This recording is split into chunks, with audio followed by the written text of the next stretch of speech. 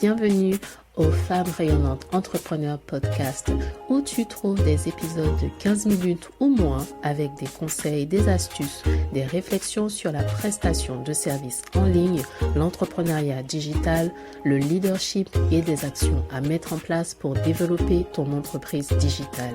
Ici, c'est Work Hard, Play Hard. On bosse dur et on s'amuse, on se détend aussi.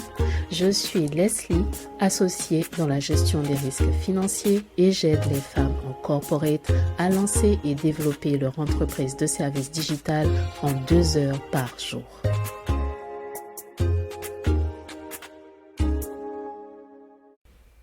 Hello rayonnante entrepreneur.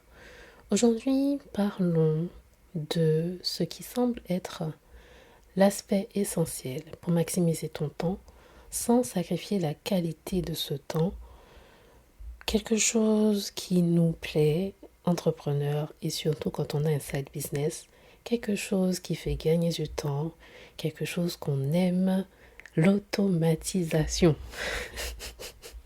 Cette chose formidable qui permet d'automatiser des tâches répétitives, c'est ce qui est vraiment utile, ce qui change vraiment la vie lorsque l'on gère un side business. Mais attention, l'automatisation est à utiliser avec sagesse.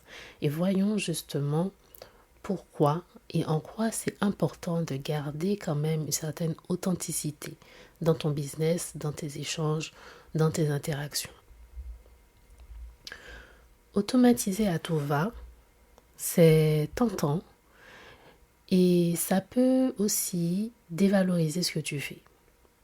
C'est comme vouloir dévaler une pente à vélo sans savoir freiner. C'est très tentant, mais sans réfléchir vraiment à la directive qu'on prend, eh bien, il y a le risque de tomber à la fin du chemin. L'idée, c'est de se libérer du temps, oui, se libérer du temps des tâches répétitives, oui, se concentrer sur ce qui compte ou avoir plus de temps libre, oui. Pour autant, il y a des choses qu'il est préférable de ne pas automatiser. Mais prends quand même un moment pour réfléchir aux tâches qui te prennent le plus de temps, qui te donnent du fil à retordre, qui te cassent la tête. Et ces choses-là que tu aimerais automatiser, déléguer, ne plus gérer.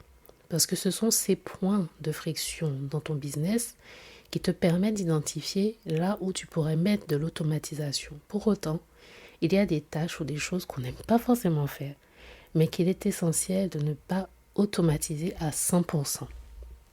Laisse-moi te donner un exemple. Puisque un de ces jours, j'échangeais sur Instagram et j'ai reçu un message forcément automatisé, puisqu'il n'était pas particulièrement personnalisé, et qui envoyait vers un lien. Et en cliquant sur le lien, c'est là que tu vois une vidéo déjà enregistrée qui explique un peu ce que la personne a proposé et les étapes à suivre pour pouvoir travailler avec elle. Et une fois que tu cliques sur le bouton, là encore, c'est encore une automatisation.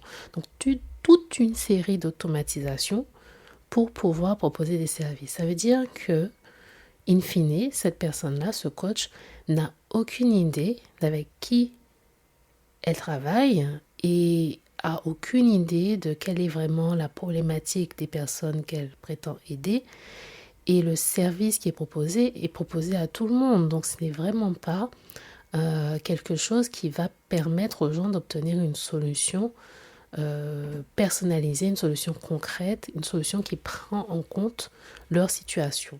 Alors, si ce que tu proposes, c'est quelque chose qui permet d'avoir une base, qui permet d'avoir une solution sur certains aspects assez simples, quelque chose qui suit une méthodologie qui peut être utilisée vraiment pour tout le monde, dans ce cas-là, ok, ça se comprend. Mais lorsque l'on propose des solutions, lorsque l'on est censé prendre en considération la situation initiale de quelqu'un, eh bien, ça ne semble pas cohérent de travailler de cette façon-là.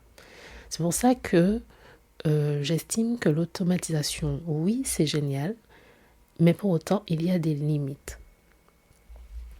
chaque aspect de ton activité ne peut pas être complètement remplacé par un robot. Il y a toujours une touche humaine qui fait toute la différence. Le robot, l'automatisation que tu vas mettre en place ne va pas forcément comprendre tes clients autant que toi, tu devrais comprendre tes clients, n'est-ce pas? Et bien sûr, comme rappel, aujourd'hui, c'est important de le dire, encore une fois, la qualité passe avant tout. Tes interactions avec tes clients sont ce qui fait la différence. Et oui, automatiser certaines choses techniques, c'est bien, mais cette connexion, connaître les personnes, prendre le temps de temps en temps de lire les emails, de regarder ce qui est dit, de savoir ce dont les personnes qui te suivent ont besoin, c'est ça qui est authentique et c'est ça qui a une valeur inestimable dans ce que tu fais. Alors, je ne dis pas qu'il faut slide dans les DM et envoyer des messages privés à tort et à travers quand on n'a rien demandé. Ça non plus, c'est un peu too much, c'est un peu trop. Par contre, trop d'automatisation donne un côté vraiment impersonnel. Et c'est ce que j'ai ressenti quand je me suis retrouvée face à toute cette série d'automatisation.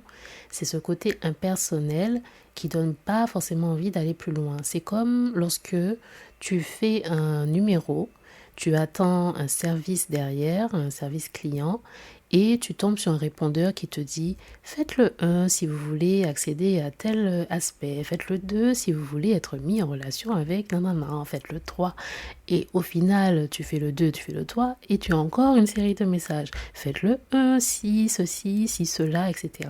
Ça donne vraiment pas envie. Ce côté impersonnel, c'est ce qu'il y a à éviter dans ton business, particulièrement si tu proposes des services. Quand quelqu'un fait appel à toi pour un service, généralement, on s'attend à avoir une certaine qualité. Bien sûr, ça dépend du standing que tu mets en place, du niveau de qualité que tu souhaites transmettre dans ton entreprise, mais quand même, il y a un minimum.